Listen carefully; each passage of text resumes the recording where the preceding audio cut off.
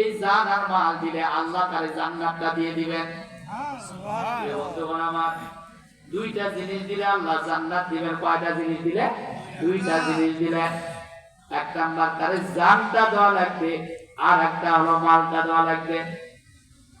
আল্লাযীনা আমানু ইউকাতিলুনা ফি সাবিলিল্লাহ, যারা ঈমানদার যারা আল্লাহর রাস্তায় সংগ্রাম করে, আল্লাযীনা কাফারু ইউকাতিলুনা ফি সাবিলিত তাগুত, আর যারা অস্বীকারী তারা তাগুতের পথে লড়াই করে।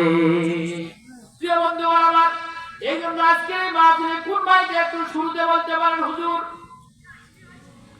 অন্তত বাক্যে একজন লোককে আমরা চাচ্ছিলাম আজকের এই মাহফিলে কোন ভাই আছেন 2 লাখ টাকা দিবেন,